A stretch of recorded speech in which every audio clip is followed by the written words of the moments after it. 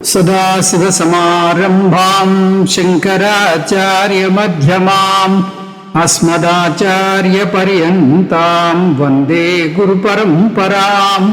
हरिः ओम् श्रीगुरुभ्यो नमः। हरिः ओम्। ఏకాదశ ఉపనిషత్తుల సారం 8వ క్లాసు కైవల్యోపనిషత్.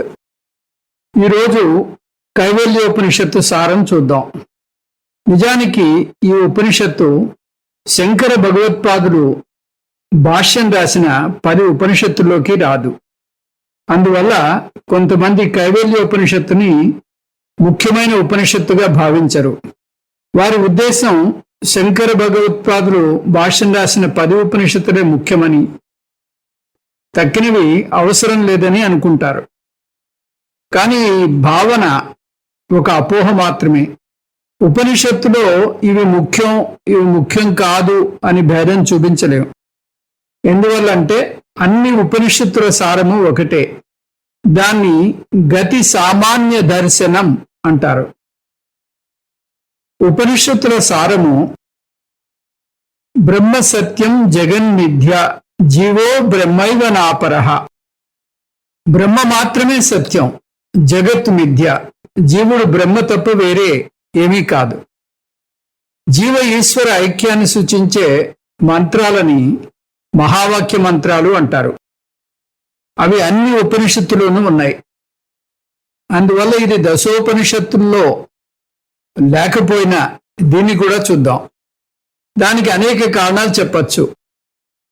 ఒకటి, ఇది మన స్వామీజీకి గురువైన స్వామి చిన్మయానందజీకి చాలా ఇష్టం.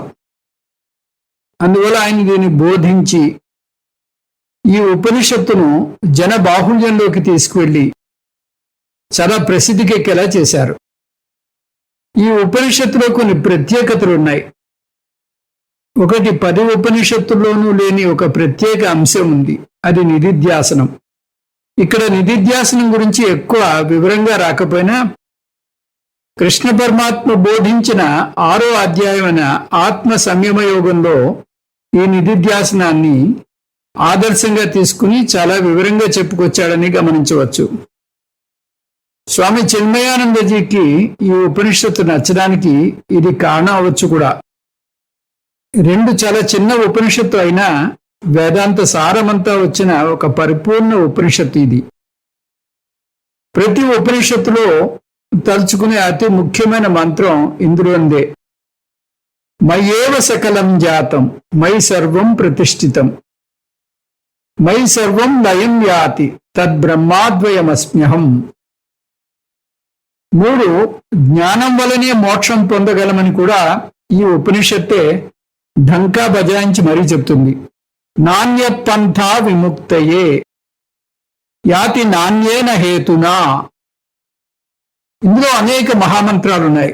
ఉదాహరణకు సూక్ష్మాత్ సూక్ష్మతరం నిత్యం తత్వమేవ త్వమేవ తత్ తత్వం అసి తక్కిన ఉపనిషత్తులో నేర్చుకుంటాం.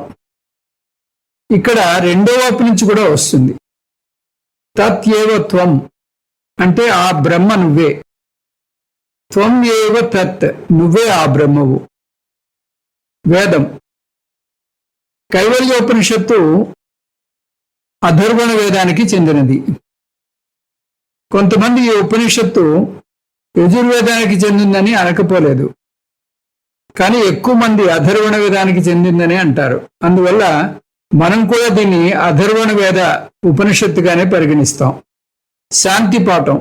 అధర్వణ వేదానికి చెందిన ఉపనిషత్తులన్నింటికీ ఒకే శాంతి పాఠం ఉంటుంది. మనం నేర్చుకునే ఉపనిషత్తుల్లో ముండకోపనిషత్తు, మాండూక్యోపనిషత్తు, ప్రశ్నోపనిషత్తు, ఇప్పుడు చూస్తున్న ఈ కైవల్యోపనిషత్తు కూడా అధర్వణ వేదానికి చెందినవే. వీటన్నిటికీ సమానంగా ఉన్న శాంతి పాఠం భద్రం కర్ణేభి శృణుయామ దేవాః. ఈ శాంతి పాఠం సారాంశం శిష్యుడు జ్ఞాన యోగ్యత ప్రాప్తిని, ప్రతిబంధ నివృత్తిని కోరుతున్నాడు. జ్ఞాన యోగ్యత ప్రాప్తి. బ్రహ్మ విద్య జ్ఞానం పొందడానికి అనేక దేవతల్ని ప్రార్థించాలి. ఆ ప్రార్థన చేయడానికి ఆరోగ్యకరమైన అంగాల్ని ఇయ్యాలి. చెవులు మంచి విషయాలే వినని, కళ్ళు మంగళకర రూపాన్ని చూడని, చెవి వినేదానికన్నా చూసేదానికన్నా ఎక్కువగా బుద్ధిని ఉపయోగించి అర్థం చేసుకునేలా చేయి. మనసులో రాగద్వేషాలు లేకుండా చేయి. ప్రతిబంధ నివృత్తి, ప్రతిబంధకాలు లేకుండా చేయి. ఆది దైవికం, ప్రకృతి వైపరీత్యాల నుంచి ఆటంకాలు లేకుండా చేయి. అది భౌతికం, నా చుట్టూ ఉండే పరిసరాలు జీవుల నుంచి ఆటంకాలు లేకుండా చేయి. ఆధ్యాత్మికం, నా నుంచి వచ్చే ఆటంకాలు లేకుండా చేయి. ఇవేవి నేను ఆత్మజ్ఞానం పొందేందుకు అడ్డం లేకుండా చేయి.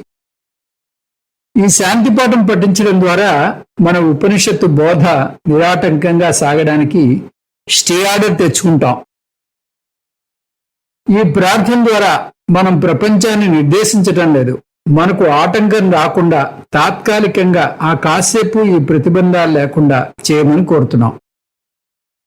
కైవల్య ఉపనిషత్తుకు ఆ పేరు ఎలా వచ్చింది? కైవల్యం అంటే మోక్షం. ఈ ఉపనిషత్తును అధ్యయనం చేస్తే మోక్షం వస్తుంది. ఈ ఉపనిషత్తుని అధ్యయనం చేస్తే మోక్షం వస్తుంది కాబట్టి దీన్ని మోక్షోపనిషత్తు అని కూడా అంటారు. కానీ కైవల్యోపనిషత్తు పేరు ఎందుకు వచ్చిందంటే ఈ ఉపనిషత్తులోనే కైవల్యం పదం వస్తుంది. కైవల్యం పదమశ్నుతే కైవల్యం పదమశ్నుత ఇతి. ఈ మాటలతో ఈ ఉపనిషత్తు ముగుస్తుంది కాబట్టి దీనికి ఆ పేరు వచ్చింది. ఇంకొక కారణం కూడా ఉంది. కైవల్యం పదం కేవల ధాతువు నుంచి వచ్చింది. కేవలం అంటే అద్వితీయం అని అర్థం. అంటే రెండోది లేనిది. కేవలం, కేవలం రామః ఆగతవాన్ అంటే రాముడు ఒక్కడే వచ్చాడు, వేరే ఎవరూ లేరని అర్థం. అందువల్ల కేవలం అంటే ఉన్నదొక్కటే. ఉన్నదొక్కటే అంటే వేరే ఏమీ లేవని అర్థం. రెండోది లేదు, దానికి సరైనది ఇంకొకటి లేదు అని అర్థం. అలా రెండోది లేని దానికి ధీటైనది లేనిది ఒకటే ఉంటుంది. అది పూర్ణ వస్తువు. పూర్ణ వస్తువుకు భిన్నంగా మరొకటి లేదు. పూర్ణ వస్తువుకు బాహ్యంగా మరొకటి లేదు. అందువల్ల కేవల పదాన్ని సాగదీస్తే అద్వితీయం లేదా పూర్ణం అని అర్థం. కేవలం పదం యొక్క నామవాచకం పూర్ణత్వం. పూర్ణత్వం అంటే నాకు శారీరకంగా, భావపరంగా, బుద్ధిపరంగా ఏ స్థాయిలోనూ ఏ విధమైన కొరత లేదని అర్థం. నేను ఉన్న స్థితికి భిన్నంగా ఉండాలనే పోరాటం ఉండదు. అంటే మోక్షం పొందినట్టు అర్థం. మోక్షానికి ఇవ్వగలిగిన అత్యద్భుతమైన నిర్వచనం ఇదే.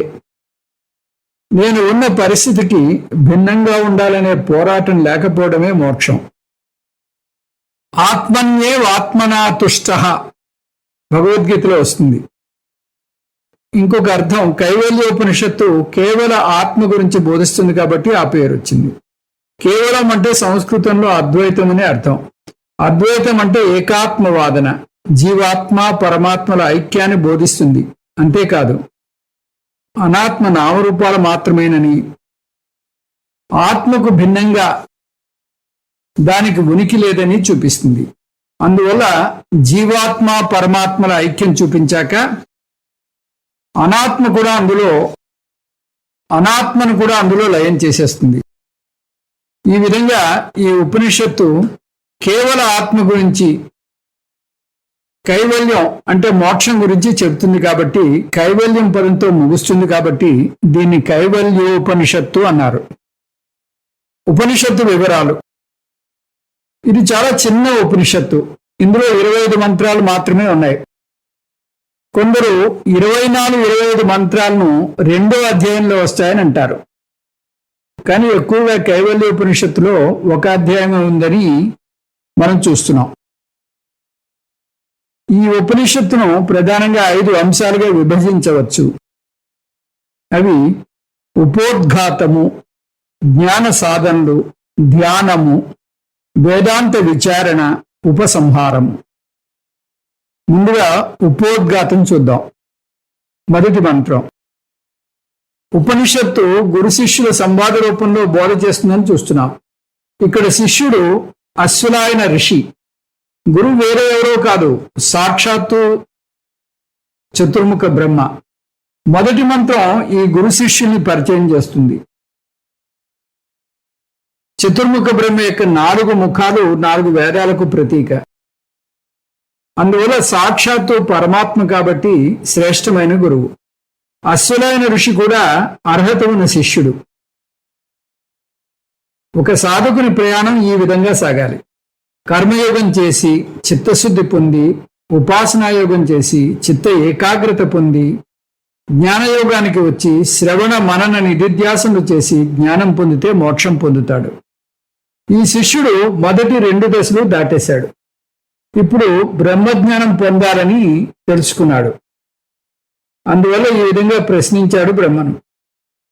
అదీహి భగవన్ బ్రహ్మ విద్యాం వరిష్టాం సదా సద్భిః సేవ్యమానాం నిగూఢాం యయాచిరాత్ సర్వ పాపం వ్యపోహ్య పరాత్పరం పురుషం యాతి విద్వాన్. అతను మొదటి దశలు దాటేశాడని, తన లక్ష్యం ఏమిటో స్పష్టంగా తెలుసునని మనకెలా తెలుసు? అతని ప్రశ్న ద్వారా 4 అంశాలు చెప్పకనే చెప్తున్నాయి. 1, తనకు మోక్షం కావాలని తెలుసు. 2, మోక్షం ఆత్మజ్ఞానం వలనే కలుగుతుందని తెలుసు. 3, జ్ఞానం శాస్త్ర విచారణ వలనే కలుగుతుందని తెలుసు. 4, శాస్త్ర విచారణ ఆచార్యుని ద్వారా చేయాలని తెలుసు. అంటే మోక్షం మోక్షార్థం, జ్ఞానం జ్ఞానార్థం, శాస్త్రం శాస్త్రార్థం. శ్రవణం మననం నిధిధ్యాసనం, ఇవి దశలు. అందువల్ల అశ్వలాయన ఋషి బ్రహ్మ విద్య అడిగాడు ప్రత్యక్షంగా. సంసారమనే భవరోగానికి కారణం తెలుసు, పరిష్కారం ఎక్కడ వెతుక్కోవాలో కూడా తెలుసు. ఇంతటి అర్హత ఉన్న శిష్యుని చూసి బ్రహ్మ మురిసిపోయి ఉంటాడు. ఎందుకంటే వెంటనే బోధ మొదలుపెట్టాడు. సాధారణంగా శిష్యుని అర్హతను పరీక్ష చేయందే గురువు బోధించడు. ఉదాహరణకు కఠోపనిషత్తులో యమధర్మరాజు నచికేతుడు సాధన చతుష్టయ సంపన్నుడని నిర్ధారించుకున్నాకే బోధ మొదలుపెట్టాడు. 2, జ్ఞాన సాధనలు జ్ఞాన ఫలం, ఇవి 2 నుంచి 4 మంత్రాల్లో వస్తున్నాయి. బ్రహ్మదేవుడు 2 సాధనల గురించి చెబుతాడు. అవి సాక్షాత్తు సాధన, సహకారి సాధన. ఉదాహరణకు ఏదైనా అనారోగ్యం చేస్తే దానికి డాక్టర్ 2 మార్గాలు చెబుతాడు. 1 ఔషధం, 2 పథ్యం. ఔషధం అంటే మందు, అది సాక్షాత్తు సాధన, దానికి పథ్యం కూడా తోడవాలి, అది సహకారి సాధన. ఇవి తినమని ఇవి తినవద్దని వివరిస్తారు డాక్టరు. అదేవిధంగా సంసార రోగ నివృత్తికి కూడా 2 సాధనలు అవసరమే. సాక్షాత్తు సాధన శ్రవణ మనన నిధిధ్యాసనలైతే, సహకారి సాధన త్యాగం. సాక్షాత్ సాధన వేదాంత శ్రవణ మనన నిధిధ్యాసనలు, సాక్షాత్ సాధనలు. శ్రవణం ఒక క్రమ పద్ధతిలో క్రమం తప్పకుండా కొన్ని సంవత్సరాల పాటు ఒక సమర్థవంతమైన గురువు వద్ద వేదాంత విద్యను అధ్యయనం చేయడం, దీన్ని అజ్ఞాన నివృత్తి అంటారు. మననం పొందిన జ్ఞానాన్ని నిశ్చయ జ్ఞానంగా మలుచుకోవడం, ఇంకా సందేహాలు ఉండకూడదు, దీన్ని సంశయ నివృత్తి అంటారు. ఈ దశలో నిస్సంశయ జ్ఞానం కలుగుతుంది. నిధిధ్యాసనం ఎన్నో జన్మలుగా మనలో కూరుకుపోయిన తప్పుడు భావనలను పారదోలడం. ఆనందం, శాంతి, భద్రతలు బాహ్య ప్రపంచంలో లేవు, నాలోనే ఉన్నాయని తెలుసుకోవడం. అవి పరిస్థితుల వల్ల రావు, పరిస్థితులు బాగుండకపోయినా వస్తాయని తెలుసుకోవడం. ఇలా మనలో కూరుకుపోయిన భావాలను విపరీత భావనలని, విపర్యయ భావనలని అంటారు. వీటిని పారదోలితే జ్ఞాన నిష్టలో నిలబడగలరు. దీన్ని విపర్యయ నివృత్తి అంటారు. ఇదే నిధిధ్యాసనం అంటే. కాకపోతే ఈ 3 బ్రహ్మదేవుడు కొత్త భాషలో పరిచయం చేస్తాడు. శ్రద్ధ భక్తి జ్ఞాన యోగాత్ అవైహి. శ్రద్ధ అంటే శ్రవణం, భక్తి అంటే మననం, ధ్యాన యోగం అంటే నిధిధ్యాసనం. ఇవి సాక్షాత్తు సాధనలు. ఇది ఒక ప్రత్యేకత. సహకారి సాధన శాస్త్రాలు చెప్పిన విలువలన్నీ వస్తాయి దీని కింద. బ్రహ్మ వాటిలో ఒకటి ఎన్నుకున్నాడు, అది చాలా ముఖ్యమైనది. న కర్మణా న ప్రజయాధనేన త్యాగే నైకే అమృతత్వమానసు. త్యాగం అంటే సన్యాసం. సన్యాసం అంటే బాహ్యంగా సన్యాసం స్వీకరించడం కాదు. సన్యాసం అంటే అంతర్గత సన్యాసం. తన్ మన్ ధన్ సబ్ కుచ్ తేరా అని అనగలగడం. నా శరీరం నా మనస్సు నా ఆస్తిపాతులు నా శరీరం నా మనస్సు నా ఆస్తిపాస్తులు నాకున్నవన్నీ నీవే అని మనసారా అనగలగడం. ఇవన్నీ నీకు వ్యవహారం నడపడానికి భగవంతుడు తాత్కాలికంగా ఇచ్చాడని, వాటికి మీరు ధర్మకర్త మాత్రమేనని, ఎప్పుడు కావాలంటే అప్పుడు వెనక్కి తీసుకోగలడని వివేకం పెంచుకుంటే వైరాగ్యం దానంతటా అదే వస్తుంది. మీ పేరు ఆస్తిపాస్తులు ఉండొచ్చు. అవసరమైతే మీ పేర ఉన్నాయని నిరూపించుకోవాల్సి రావు, కానీ మనసులో మీకు తెలియాలి అవన్నీ తాత్కాలికమేనని. ఇది వివేకం వల్ల కలగవచ్చు లేదా భక్తి వల్ల కలగవచ్చు. అనన్యాశ్చింతయంతో మాం. శంకర భగవత్పాదులు పదే పదే చెప్తారు, సన్యాస సహిత జ్ఞానం మాత్రమే మోక్షాన్నిస్తుందని. సన్యాసం అంటే ఆంతర సన్యాసం అని చూసాం. బాహ్యంగా సన్యాసం స్వీకరించిన వారు గృహస్థు దగ్గరికి వచ్చినప్పుడు పూర్ణ కుంభంతో స్వాగతం పలుకుతూ ఒక మంత్రం పఠిస్తారు. అది ఈ ఉపనిషత్తులో వస్తుంది. అది ఒక ప్రత్యేకత ఈ ఉపనిషత్తుకు. న కర్మణా న ప్రజయా త్యాగే నైకే అమృతత్వమానసు. ఈ మంత్రం ద్వారా సన్యాసి బంధాలు పెంచుకోకుండా జాగ్రత్త పడాలని పరోక్షంగా గుర్తు చేస్తున్నారు. సన్యాసికి కారు, ఆశ్రమం, ట్రస్టు ఏవైనా ఉండొచ్చు, తనకు తెలియకుండా ఆ బంధాల్లో కూరుకుపోవచ్చు. కానీ గృహస్థు సన్యాసి ధర్మాన్ని పరోక్షంగా గుర్తు చేస్తున్నాడు. ఆ విధంగా బ్రహ్మజ్ఞానం పొందాలంటే జ్ఞానం వైరాగ్యం 2 సాధనలు పాటించాలి. జ్ఞాన వైరాగ్య సిద్ధ్యర్థం భిక్షాందేహి చ పార్వతి. అన్నపూర్ణాదేవిని జ్ఞాన వైరాగ్యాలు ప్రసాదించమని భిక్షగా కోరుతాం. 3వ అంశము ధ్యానము. మంత్రాలు 5 నుంచి 11 వరకు. ఈ మంత్రాలు గీతలో 6వ అధ్యాయానికి మూలం. ఇక్కడ 3 అంశాలు చెప్పాడు బ్రహ్మ. అవి ధ్యాన సాధనలు. సగుణ ధ్యానము, నిర్గుణ ధ్యానము. ధ్యాన సాధనలు దేశం, కాలం, ఆసనం, శరీర స్థితి. దేశం శుభ్రంగా నిర్జనంగా ఉండి ఆధ్యాత్మికతను ప్రేరేపించే ప్రదేశం.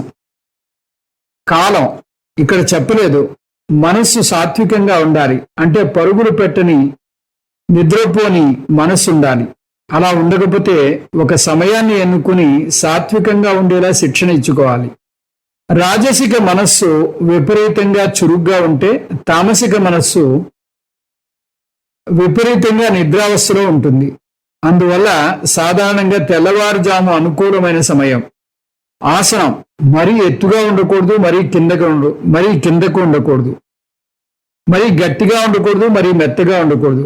మరీ గట్టిగా ఉంటే నొప్పి కలుగుతుంది, మరీ మెత్తగా ఉంటే శరీరం ముందుకు వంగిపోతుంది. ఇవన్నీ కృష్ణ పరమాత్మ మనకు భగవద్గీతలో బోధించాడు. శరీర స్థితి. ఇందులో మళ్ళీ 5 అంశాలు ధ్యానం చేయడానికి అనుకూలంగా ఉండాలి. అవి స్థూల శరీరము, ఇంద్రియాలు, శ్వాస, మనస్సు, బుద్ధి. శరీరం నిటారుగా ఉండాలి, శ్వాస మామూలుగా ఉండాలి,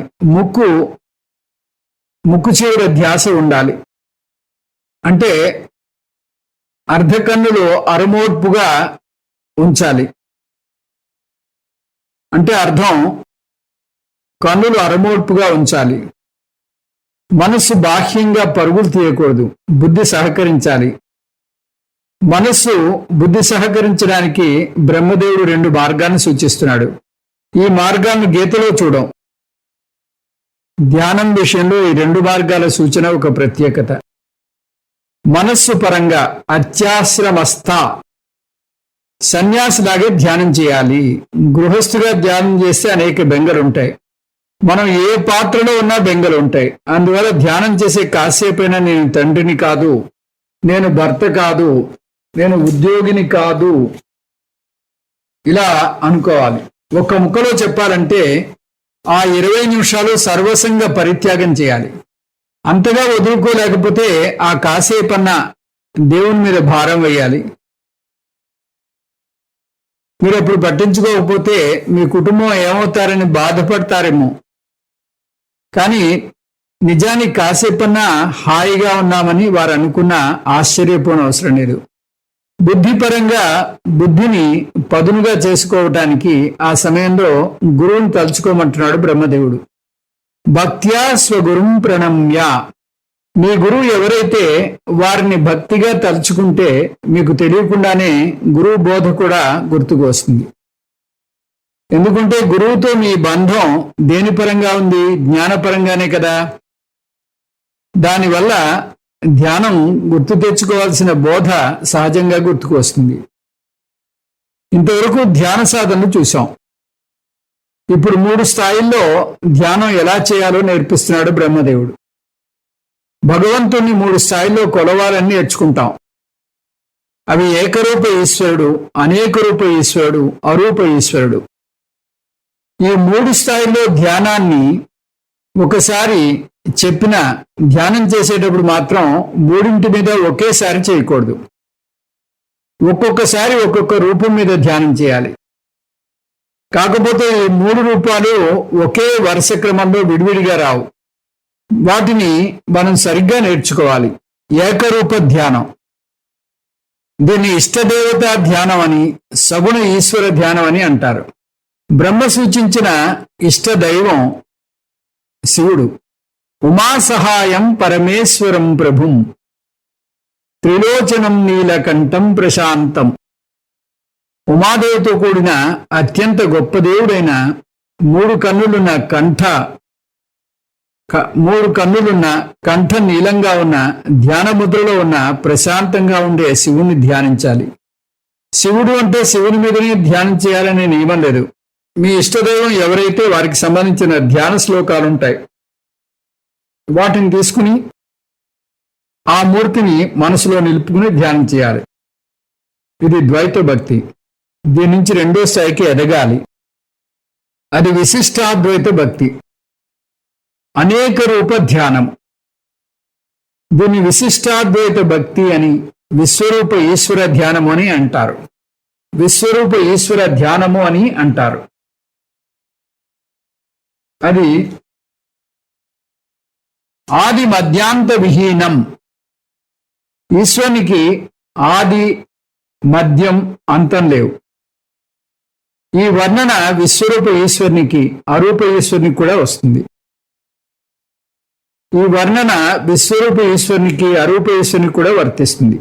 ఆది మధ్యాంతరహిత పదాన్ని అర్జునుడు కృష్ణ పరమాత్మ విశ్వరూపాన్ని వర్ణించడానికి వాడాడు. కాబట్టి మనం కూడా ఇది విశ్వరూప ఈశ్వర ధ్యానానికి తీసుకుందాం. విభుం అంటే అనేకంగా విరాజిల్లేవాడు, సర్వం శివమయం జగత్ అని చెప్పవచ్చు. ఈ స్థాయి నుంచి అరూప ఈశ్వరుని అర్థం చేసుకునే స్థాయికి రావాలి. అరూప ఈశ్వర ధ్యానం. నిజానికి దీన్ని నిధిధ్యాసనం అంటారు. ఇది నిశ్చయ జ్ఞానం పొందాక చేస్తారు. అచింత్యం అవ్యక్తం అనంత రూపం శివం ప్రశాంతం అమృతం బ్రహ్మయోనిం. ముందే చూసినట్టుగా 3 రూపాలను స్పష్టంగా విభజించలేదు. మనం ఆయా స్థాయిలను సూచించడానికి ఏరుకున్నాం. అరూపేశ్వరుడు మనో అగోచరం, ఇంద్రియ అగోచరం, సత్ చిత్ ఆనంద రూపం, అరూపం, అద్భుతం. ఈ వర్ణన వచ్చేలాగా కఠోపనిషత్తులో అద్భుతమైన మంత్రం ఉంది. అశబ్దం అస్పర్శం అరూపం అవ్యయం. కైవల్య మంత్రంలో క్రియాపదం లేదు. అందువల్ల మనం సాధక ధ్యాయేత్ అని కలుపుకోవాలి. ఒక్కొక్క స్థాయి దాటుకుంటూ వచ్చి నిర్గుణ బ్రహ్మజ్ఞానం పొందాలి, లేకపోతే సంసారం తప్పదు. నిర్గుణ బ్రహ్మజ్ఞానం పొందితే అహం బ్రహ్మాస్మి జ్ఞానం పొందుతారు. ఈ సందర్భంలో నిర్గుణ బ్రహ్మజ్ఞానం పొందడానికి జ్ఞాన మార్గం తప్ప వేరే మార్గం లేదు అని బ్రహ్మదేవుడు నొక్కి వక్కాణిస్తున్నాడు. ఇది ఒక ప్రత్యేకత. నాణ్య పంథ విముక్తయే, విముక్తయే అన్యః పంథ నాస్తి. విముక్తి పొందడానికి వేరే మార్గం లేదు. పంథ అంటే మార్గం. రకరకాల మార్గాలు చెప్తారు కొంతమంది. భక్తి మార్గం, కర్మ మార్గం, కుండలిని మార్గం, ధ్యాన మార్గం. ఇవేవి కూడా మోక్షాన్ని ఇవ్వవు. ఇవేవి మోక్షాన్ని ఇవ్వవు అంటే వీటిని కించపరచటం లేదు. ఇవి సాక్షాత్తు సాధనలు కావు, సహకారి సాధనలు మాత్రమే. జ్ఞాన మార్గం ఒక్కటే సాక్షాత్ సాధన. జ్ఞాన మార్గం ఒక్కటే మోక్షానికి దారి. కానీ అది కష్టంగా ఉంది అంటే అది తేలికని ఎవరన్నారు? అది కష్టమే, కానీ తేలిక చేసుకోండి అంటున్నాడు కృష్ణ పరమాత్మ. ముందు సహకారి సాధనలు పాటించాలి. వేదాంత విచారణ మంత్రాలు 11 నుంచి 23 వరకు. వేదాంత విచారణ మంత్రం 11 నుంచి మొదలవుతుంది. వేదాంత విచారణ లేదా మహావాక్య విచారణ సాధనలు 3 అని చూశాం. అవి శ్రవణ మనన నిధిధ్యాసనలు. మామూలుగా వేదాంత విచారణ ఇదే వరుస క్రమంలో జరుగుతుంది. కానీ ఈ ఉపనిషత్తులో ముందు నిధిధ్యాసనం చూశాం. ఇది ఒక ప్రత్యేకత. ఇప్పుడు శ్రవణ మననాలు చూస్తాం. ఈ శాస్త్ర విచారణ ఒక్కోసారి ఏదైనా దృష్టాంతం ద్వారా జరుగుతుంది. ఇక్కడ అరణి మథనం దృష్టాంతం చూస్తాం. 2 చెక్కలు ఉంటాయి.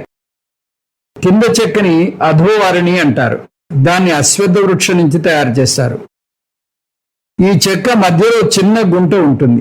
దాన్ని కదలకుండా ఉంచి దానిలో ఇంకొక పొడవైన చెక్కను కవ్వంలా ఉంచి చిరుకుతారు. దాన్ని ఉత్తర అరణి అంటారు. దాన్ని శమీ వృక్షం నుంచి తయారు చేస్తారు. వాటి మధ్య ఘర్షణ వల్ల అగ్ని పుడుతుంది. ఆ అగ్నిని హోమకుండంలో వేస్తారు. ఇక్కడ శిష్యుని మనస్సు కింద చెక్కలా గట్టిగా కదలకుండా ఉండాలి. అంటే రాగద్వేషాలకు లోను కాకుండా స్థిరంగా ఏకాగ్రతతో ఉండాలి. ఓంకార విచారణ ఉత్తర అరణిని అంటే ఉపనిషత్తు మంత్రాలు అని తీసుకోవచ్చు. మథనం గురువు చేస్తాడు. అలా గురువు చిలికినప్పుడు శ్రవణం దశలో జ్ఞానమనే నిప్పురవ్వలు రేగుతాయి. తక్కిన 2 దశలు దాటితే పాశాలన్నింటినీ జ్ఞానాగ్నిలో దహించి వేస్తాడు. బ్రహ్మజ్ఞానం ఇవి మంత్రాలు 12 నుంచి 22 వరకు ఉన్నాయి. వేదాంతంలో సృష్టిని తరచూ స్వప్న ప్రపంచంతో పోలుస్తారు. స్వప్న ప్రపంచానికి జాగ్రత్త ప్రపంచానికి మధ్య అనేక పోలికలు ఉన్నాయి. జాగ్రత్త పురుషుడునైన నేను నిద్రలో ఒక స్వప్న ప్రపంచాన్ని సృష్టిస్తాను.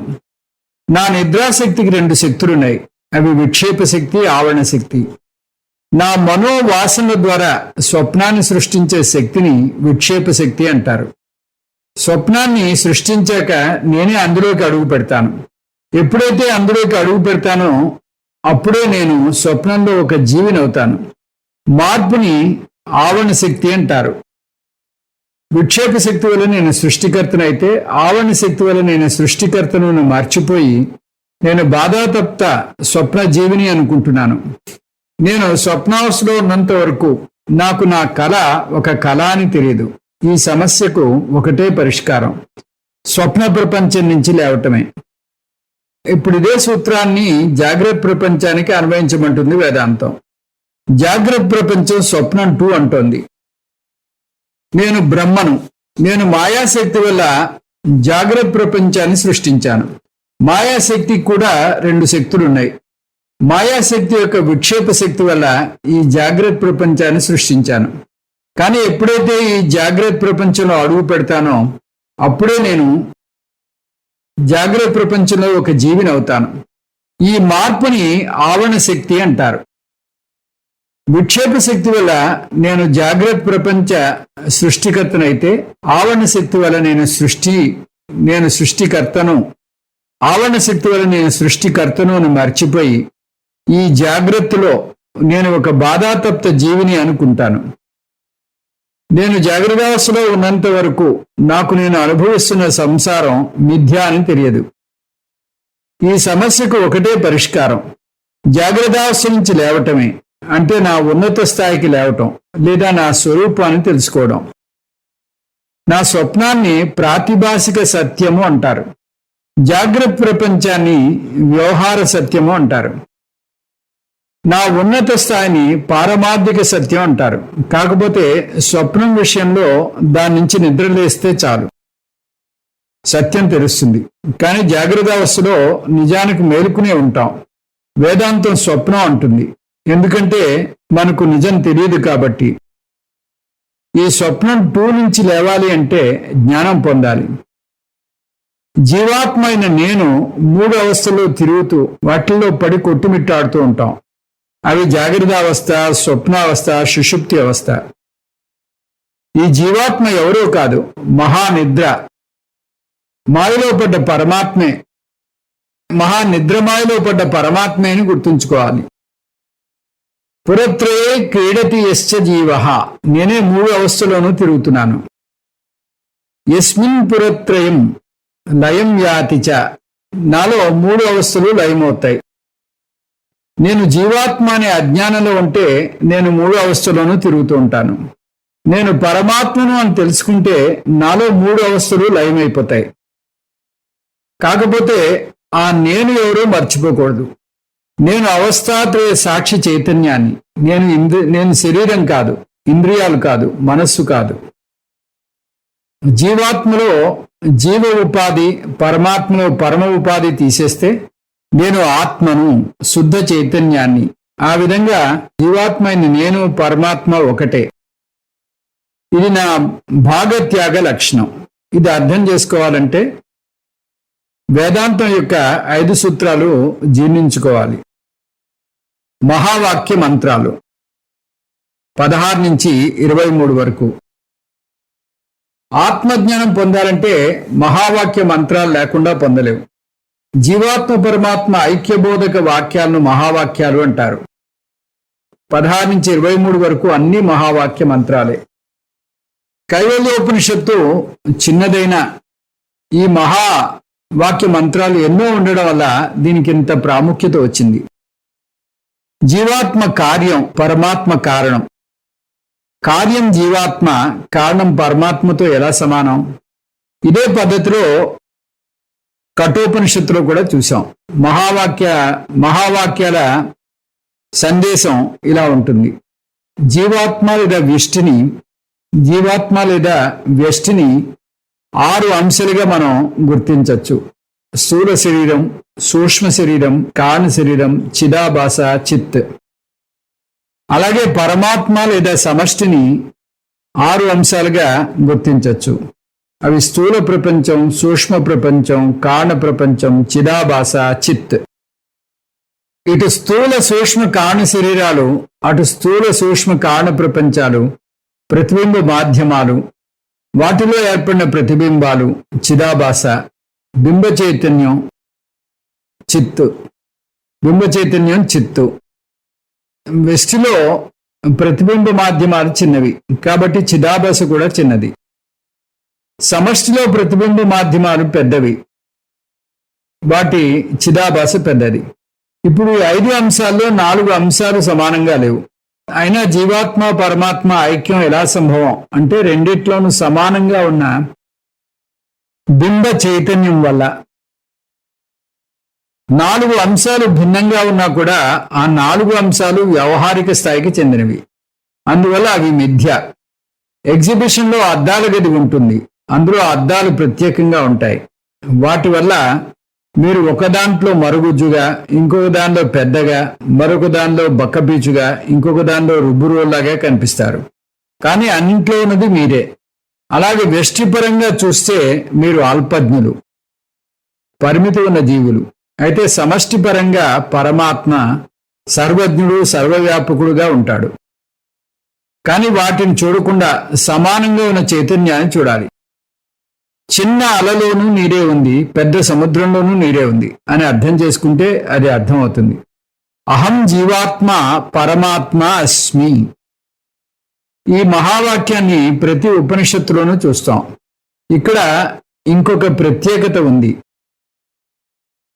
త్వమేవ తత్వమేవ త్వమేవ తత్, తత్ ఏవ త్వం, ఆ బ్రహ్మ నువ్వే.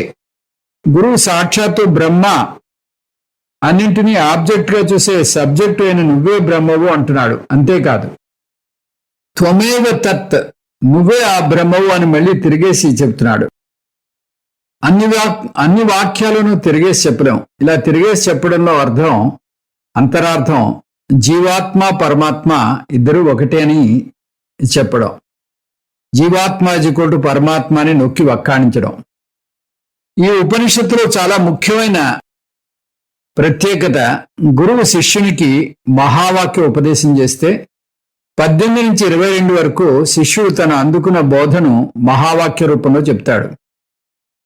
గురువు బోధను ఉపదేశ రూప మహావాక్యం.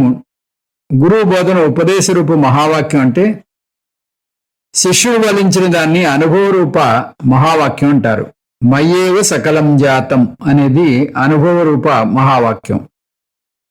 ఇది అద్భుతమైన మంత్రం. వేరే ఏ ఉపనిషత్తులోనూ ఇటువంటి మంత్రాన్ని చూడం. అంతేకాదు, వేరే ఏ ఉపనిషత్తును కూడా ఈ మంత్రాన్ని ఉటంకించందే బోధించలేం. నేను కలలో ఉండగా అందులో ఒక జీవిని అనుకుంటాను, కానీ కల నుంచి లేచాక నేను ఆ కలకు సృష్టి స్థితి లయకారకుణ్ణి అని తెలుసుకుంటాను. కానీ కలలో ఉండగా చెప్పలేను ఆ విషయం. అలాగే ఈ జాగ్రత్త ప్రపంచంలో ఉన్నంతసేపు అది నిజం అనుకుంటా. దాని నుంచి శ్రవణ మనన నిధిధ్యాసనలు చేసి దానిపైన దాని నుంచి లేచాక, దాని నుంచి శ్రవణ మనన నిధిధ్యాసన ద్వారా లేచాక అది స్వప్నం 2 అని తెలుసుకుంటాను. నేను మహా జాగ్రత్త పురుషుణ్ణి అయితే ఈ జాగ్రత్త ప్రపంచం నా నుంచి పుట్టి నా వల్లే స్థితి పొంది నాలో లయమయ్యే మహాస్వప్నం అని తెలుసుకుంటాను. ఈ జాగ్రత్త ప్రపంచం అనే మహాస్వప్నానికి నేనే సృష్టి స్థితి లయ కారకుణ్ణని చెప్పగలుగుతాను. నేను సృష్టికర్తను అని అహంకారపరంగా చెప్తే అది తప్పు, కానీ సాక్షిపరంగా చెప్తే అది గర్వం కాదు, అది జ్ఞానం. జీవాత్మగా చూసే నేను కార్యం, పరమాత్మగా చూసే నేను కారణం. నేను కారణ బ్రహ్మను. కారణ బ్రహ్మను అయిన నేను ఎక్కడ ఉంటాను? ఉపాదాన కారణంగా జగత్ అంతటా ఉంటాను. సగుణ బ్రహ్మను నిర్గుణ బ్రహ్మను కూడా నేనే. నిర్గుణ బ్రహ్మగా నాకు పాపపుణ్యాలు లేవు, నాకు శరీరం లేదు, మనస్సు లేదు, బుద్ధి లేదు, అంటే కార్యకరణ సంఘాతమే లేదు. ఎప్పుడు పుట్టాను? నాకు జన్మే లేదు. పుట్టుక లేకపోతే మరణం ఎక్కడి నుంచి వస్తుంది? పునర్జన్మ ఎలా వస్తుంది? నభూమి రాపో నచవహ్నిరస్తి నచానిలో మేస్తి నచాంబరంచ. పారమార్థిక స్థాయికి ఎదిగితే ఉన్నదొక్కటే అద్వైతం. పంచభూతాలు కూడా లేవు. భూమి, నీరు, అగ్ని, వాయువు, ఆకాశం లేవు. సృష్టి గురించి చెప్పినప్పుడు ఆకాశం వైపు నుంచి చూసాం. పంచభూతాలు బ్రహ్మ నుంచి వచ్చాయని చూసాం. ఇప్పుడు పారమార్థిక స్థాయికి ఎదిగితే వ్యవహారిక స్థాయి స్వప్నంగా తేలిపోతుంది. అన్నీ తిరస్కరిస్తూ బ్రహ్మను కూడా తిరస్కరించకూడదు. బ్రహ్మ జగత్తుకు అధిష్టానం. సత్యం లేకుండా మిథ్యకు విడిగా ఉనికి లేదు. ఆ బ్రహ్మను నేనే అని మర్చిపోకూడదు. అధ్యారోప అపవాద న్యాయం. బ్రహ్మ స్వరూపాన్ని అధ్యారోప అపవాద న్యాయం ద్వారా గురువు వివరించాడు.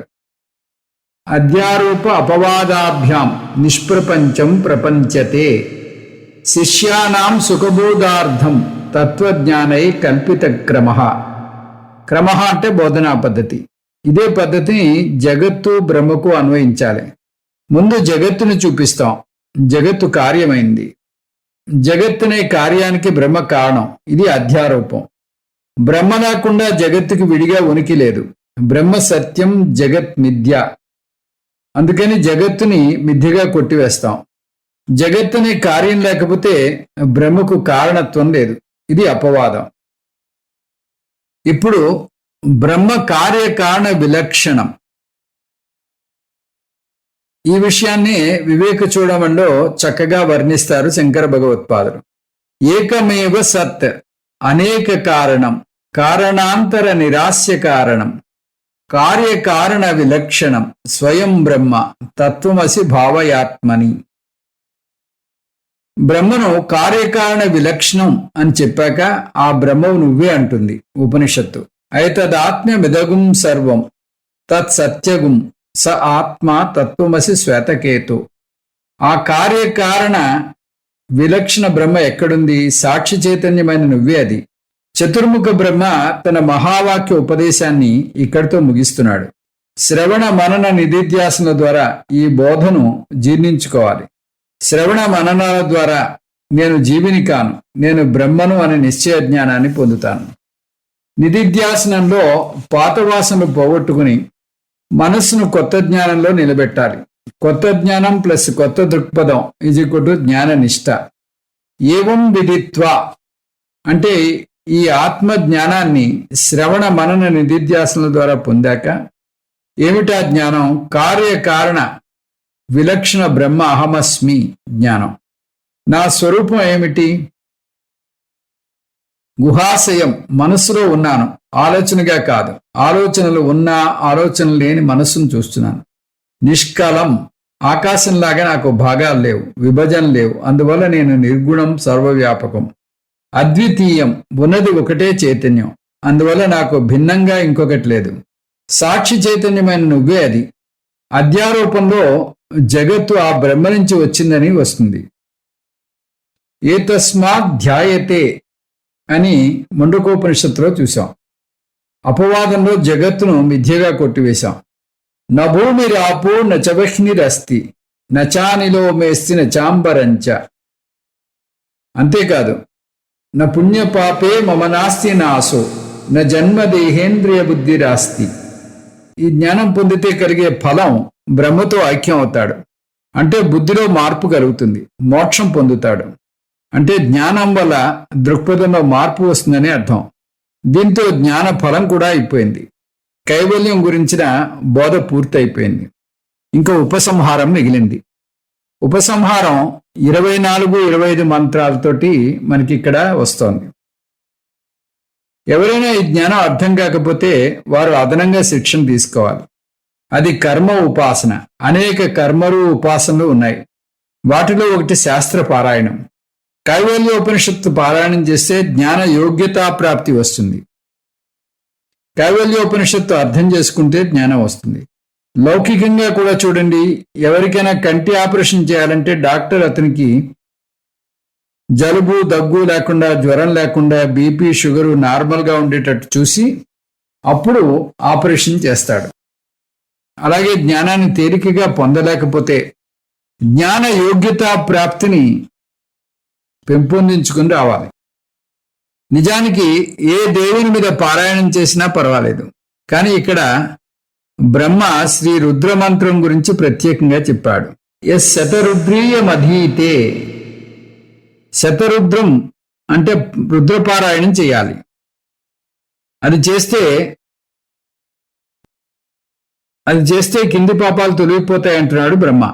అగ్నికి సంబంధించిన కర్మలు చేయని పాపం, సురాపానం చేసిన పాపం, బ్రహ్మహత్య దోషం, విహిత కర్మలు మానితే వచ్చే పాపం, నిషిద్ధ కర్మలు చేస్తే వచ్చే పాపం.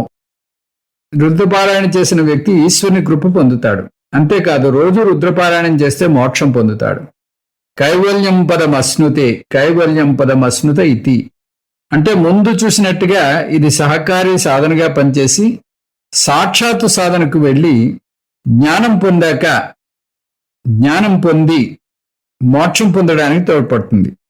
అంటే జీవించి ఉండగా జీవన్ముక్తి, మరణించాక విదేహముక్తి పొందుతాడు.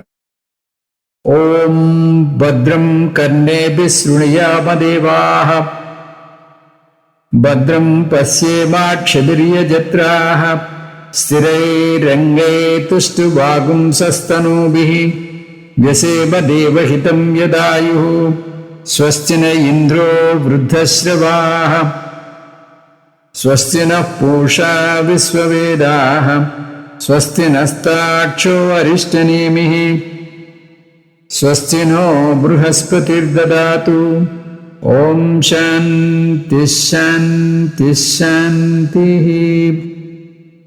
కైవల్యోపనిషత్తు విహంగ వీక్షణం 8 అంశాల్లో చూద్దాం.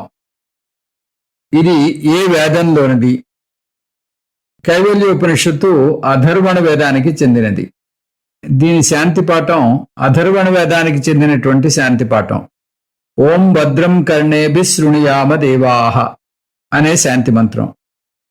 ఈ పేరు వెనకాల ఉన్నటువంటి కారణం, కైవల్య పదం ఈ ఉపనిషత్తులో చివరిలో వస్తోంది. కైవల్యం పదం అశ్నుతే, కైవల్యం పదం అశ్నుత ఇతి అని వస్తోంది. అందుకని ఇది కైవల్యోపనిషత్తు అని పేరును సంపాదించుకుంది. ఇంకొక కారణం కూడా ఉంది. కేవలం అంటే ఉన్నది ఒక్కటే, అది ఆత్మ. ఆత్మజ్ఞానాన్ని బోధిస్తుంది కాబట్టి కైవల్యోపనిషత్తు. మూడో కారణం, కైవల్యం అంటే మోక్షం. ఈ విధంగా ఈ ఉపనిషత్తు కేవలం ఆత్మ గురించి, కైవల్యం గురించి చెప్తుంది కాబట్టి, కైవల్యం పదంతో ముగుస్తుంది కాబట్టి దీన్ని కైవల్యోపనిషత్తు అన్నారు. ఉపనిషత్తు వివరాలు. ఇందులో ఒక అధ్యాయము, 25 మంత్రాలు ఉన్నాయి. ముఖ్యమైనటువంటి అంశాలు. సాక్షాత్తు బ్రహ్మదేవుడే గురువు. ఇందులో అశ్వరాయన ఋషి శిష్యుడు. శ్రవణ మనన నిధిధ్యాసనలు సాక్షాత్తు సాధనలైతే సన్యాసం సహకారి సాధన. ధ్యానం ఎలా చేయాలో రావటమే కాక 3 స్థాయిల్లో ధ్యానాన్ని వివరిస్తుంది ఈ ఉపనిషత్తు. అంటే ఏకరూప ఈశ్వర ధ్యానం, అనేక రూప ఈశ్వర ధ్యానం, అరూప ఈశ్వర ధ్యానం అంటే నిధిధ్యాసనం. ఈ 3 ఇందులో చెప్పబడ్డాయి.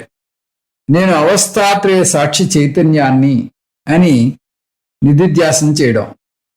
చైతన్యపరంగా నేను పరమాత్మ ఒకటే అని నిధిధ్యాసనం చేయడం. జాగ్రత్త పురుషునిగా నేను స్వప్న ప్రపంచం యొక్క సృష్టి స్థితి లయకారకుణ్ణి. మహాజాగ్రత్త పురుషునిగా నేను జాగ్రత్త ప్రపంచం యొక్క సృష్టి స్థితి లయకారకుణ్ణి. ఈ జ్ఞానాన్ని పొందిన శిష్యుడు నేను బ్రహ్మను, నేనే సృష్టి స్థితి లయకారకుణ్ణి చెప్పగలుగుతాడు.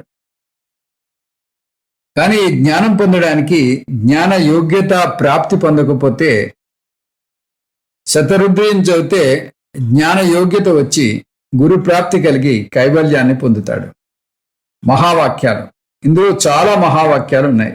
అందులో ముఖ్యమైనది తత్వమేవ త్వమేవ తత్. ఆ బ్రహ్మ నువ్వే, నువ్వే ఆ బ్రహ్మవు. ముఖ్యమైన మంత్రాలు ఇంచుమించు అన్ని ముఖ్యమైన మంత్రాలే. కానీ కొన్ని అని చెప్పుకోవాలంటే 3, 4, 9, 10, 16 నుంచి 22 మంత్రాలు. ఈ ఉపనిషత్తు యొక్క ప్రత్యేకత, చాలా ప్రత్యేకతలు ఉన్నాయి. మొదటిది, జ్ఞానం వల్ల మాత్రమే మోక్షం పొందగలమని ఈ ఉపనిషత్తు ఢంకా బజాయించి మరీ చెప్తోంది. నాణ్య పంతా విముక్తయే నాణ్యేన హేతునా అంటూ చెప్తోంది. 2, శ్రవణ మనన నిధిధ్యాసలను శ్రద్ధా భక్తి ధ్యాన యోగా తవైహి అంటాడు బ్రహ్మ. 3, సన్యాసిని ఆహ్వానిస్తూ పలికే మంత్రం వస్తుంది, నా కర్మణ న ప్రజయా అంటూ. 4, ధ్యానం గురించి వస్తుంది. కృష్ణ పరమాత్మ దీని నుంచి 6వ అధ్యాయం చెప్పాడు. 5, ధ్యానంలో 2 కొత్త అంశాలు వస్తాయి. తాత్కాలిక సన్యాసము, గురువుని తలుచుకోవడం. 7, అరణి మథనం, భాగత్యాగ రక్షణము, అధ్యారోప అపవాద ప్రక్రియ వస్తాయి. 8, మామూలుగా తత్వం అసి మాత్రం చూస్తాం. ఇక్కడ వెనక వైపు నుంచి కూడా వస్తోంది, త్వమేవ తత్ అంటూ. 9, శిష్యుడు నేనే సృష్టి స్థితి లయకారకుణ్ణని ధీమాగా చెప్పగలగడం. ఓం తత్సత్. సర్వం శ్రీకృష్ణార్పణమస్తు. ఓం పూర్ణమదః పూర్ణమిదం పూర్ణాత్ పూర్ణముదచ్యతే పూర్ణస్య పూర్ణమాదాయ పూర్ణమేవావశిష్యతే. ఓం శాంతి శాంతి శాంతి. హరి ఓం శ్రీ గురుభ్యో నమః హరి ఓం.